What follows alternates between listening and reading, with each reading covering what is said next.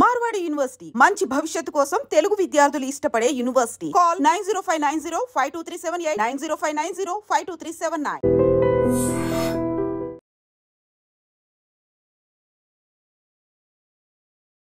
విశాఖ పోలీసుల పరిధిలో ఈ నెలలో జరిగినటువంటి అంటే మార్చిలో జరిగిన కొన్ని దొంగతన కేసులు ఏవైతే 130 ఫైల్ అయితే 80 కేసుల వరకు ఛేదించడం జరిగింది. ఎవరైతే కంప్లైనర్స్ ఉన్నారో ఈరోజు వాళ్ళకి ఒక హ్యాపీయెస్ట్ మూమెంట్.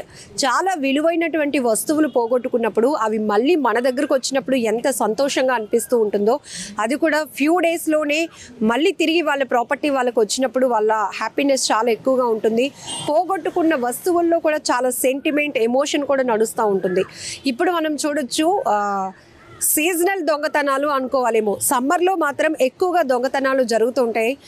సో ఒక కంప్లైనర్స్ కూడా మనతో పాటు ఉన్నారు. ఈరోజు ఏవైతే వాళ్ళు ఒక దొంగతనంలో పోగొట్టుకున్నటువంటి వస్తువులన్నీ వాళ్ళకి చేరినప్పుడు చాలా హ్యాపీగా అనిపించింది. విశాఖ పోలీసులకి స్పెషల్గా వాళ్ళు థ్యాంక్స్ కూడా చెప్తున్నారు. అసలు ఏమైంది 5th టౌన్ పోలీస్ స్టేషన్ పరిధిలో జరిగిన ఆ చోరీ కేసుకు సంబంధించిన డీటెయిల్స్ ఏంటో తెలుసుకుందాం. మీ పేరండి? నా పేరు గోపి అండి. ఏం చేస్తుంటారు? నేను నేవల్ డాకేడ్లో చార్జ్మెన్గా జాబ్ చేస్తున్నాను. ఎక్కడ ఉంటున్నారండి? నేను కంచరపాలెం ఇందిరానగర్ 4లో ఉంటున్నాను. ఓకే. ఎంత ప్రాపర్టీ పోయింది? ఎప్పుడు దొంగతనం జరిగింది? ఇది మేము అక్టోబర్ 9వ తారీఖున జరిగిందండి. మేము దసరా సెలవులకి అనేసి కాశ్మీర్ వెళ్ళాం వైష్ణోదేవి దర్శనం చేసుకోవడానికి. మేము వచ్చేటప్పటికి దొంగతనం అయ్యింది. అయితే మేము ఢిల్లీలో ఉంటుండగా మాకు న్యూస్ వచ్చింది ఇలా దొంగతనం జరిగిందని. మా అమ్మగారు మా చిన్న తమ్ముడు గారు ఫోన్ చేసి చెప్పారు.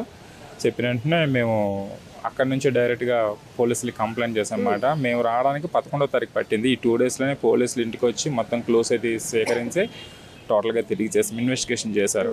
అయితే వచ్చిన తర్వాత మా ఇంట్లో అయితే వేలిముద్రలు కానీ లేకపోతే సీసీ ఫుటేజ్ కానీ ఏమీ దొరకలేదండి. మేమైతే ఒక దశలో అనుకున్నాం మాట ఇవేమీ దొరకలేదు, టెక్నికల్గా ఎటువంటి ప్రూఫ్స్ లేవు కాబట్టి ఇబ్బంది అవుతుందేమో అనుకున్నాం. కానీ మొత్తం మీద పోలీసులు 5 నెలలు బాగా చాకచక్యంగా కొద్దిగా ఇన్వెస్టిగేషన్ బాగా చేసి దొంగను పట్టుకోవడం జరిగింది. దొంగను పట్టుకొని మొత్తం ఐటమ్స్ మ్యాక్సిమం రికవరీగా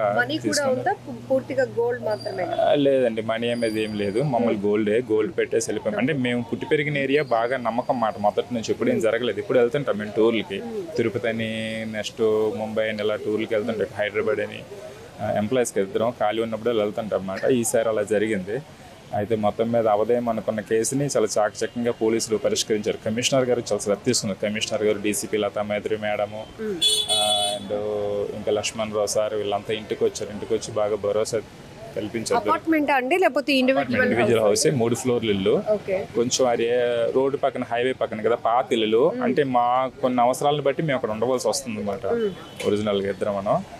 అందువల్ల కొద్ది చాకచక్యంగా వ్యవహరించి కానీ జనరల్ గా టూర్స్ అవి వెళ్ళినప్పుడు ఇంట్లో వాల్యుబుల్ థింగ్స్ ఏమి ఉంచొద్దు అని పోలీసులు మనకు చెప్తా ఉంటారు.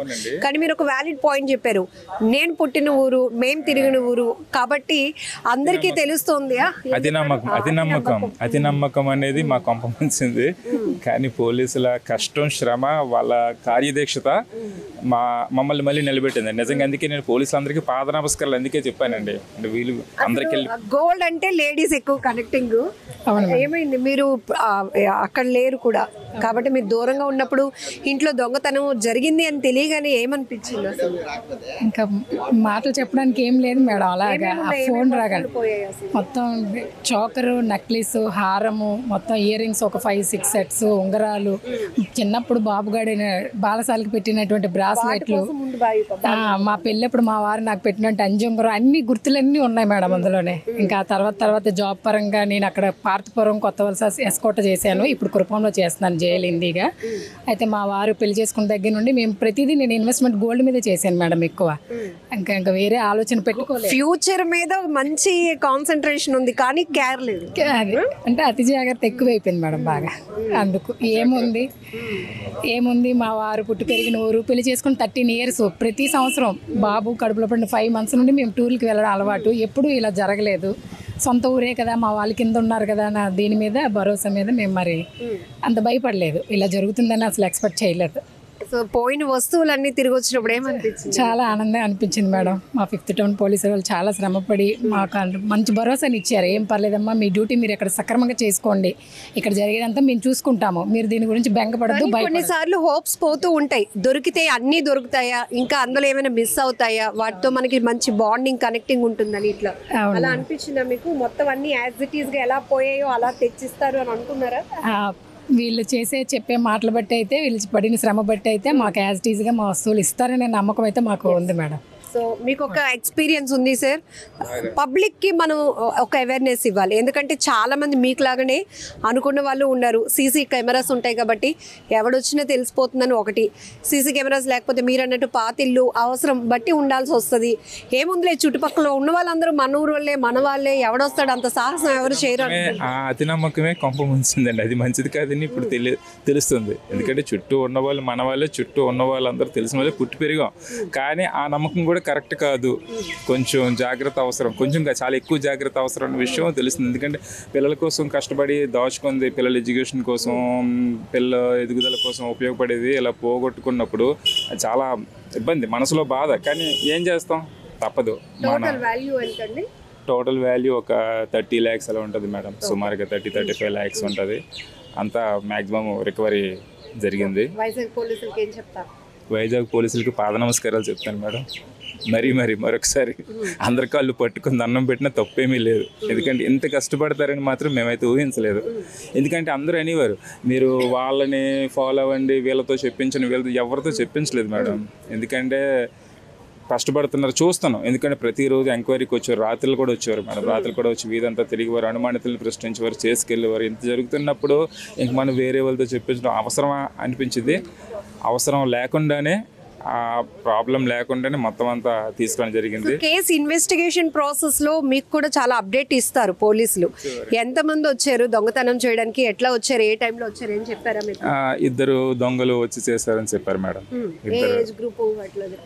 అది మేము ఇంకా అడగలేదు. 2 దొంగలు వచ్చారని చెప్పారు, ఆ విషయం అంతే. ఆ తర్వాత మేము కొద్దిగా మా పనుల్లో పడిపోయాం, కొద్దిగా హెల్త్ ఇష్యూస్ రావడం వల్ల. తర్వాత మొన్న ఒకసారి పిలిచి ఇలాగ రికవరీ అవుతుందండి, మీరు మేళకి రండి, అక్కడ మీకు సబ్మిట్ చేస్తారు, ఇంకా ప్రాసెస్ ఉంటుంది అని చెప్పారు. సరే ఇప్పుడు సెలవు పెట్టేసి ఇద్దరం మేళకు వచ్చాం మేడం. సో ప్రాపర్టీ రికవరీ మేళాలో ఏవైతే విశాఖ పరిధిలో పోయినటువంటి వస్తువులు, దొంగతనాల కేసుల్ని ఛేదించి పోలీసులు కంప్లైనర్స్ అందరికీ కూడా ఈరోజు ఒక మేళా పెట్టి ఒక అవగాహన ముందు కల్పించటం, ఎట్లా ఎందుకు మన నిర్లక్ష్యం ఎక్కడ ఉంటుంది, మన వస్తువులు మనం ఎలా పోగొట్టుకుంటున్నాం, వస్తువులపైన ప్రతి ఒక్కరూ ఒక భవిష్యత్ ఇన్వెస్ట్మెంట్గా చూసి కొనుక్కుంటూ ఉంటారు బంగారం నగలు. కానీ ఏదైనా ఊర్లో వెళ్ళినప్పుడు చాలా అజాగ్రత్తగా అంత విలువైన వస్తువులు కూడా ఈజీగా దొంగల చేతిపాల అయ్యేలాగా మనం కొన్ని నిర్లక్ష్యం చేస్తుంటాం, నెగ్లిజెన్సీ ఉంటుంది. వాటిపైన అవగాహన కల్పించిన తర్వాత ప్రాపర్టీని వాళ్ళకి అప్పచెప్పడం జరుగుతుంది. సో ఇప్పుడు ఈ కంప్లైనర్స్ కూడా ఇప్పుడు చాలా హ్యాపీగా ఫీల్ అవుతున్నారు. ఎందుకంటే పోయిన వస్తువులన్నీ కూడా పిన్ టు పిన్ ప్రతిదీ మేము ఏవైతే పోగొట్టుకున్నామో ఇంటి దొంగతనంలో అన్నీ మా చేతికి వచ్చాయి, హ్యాపీ అనిపిస్తోంది.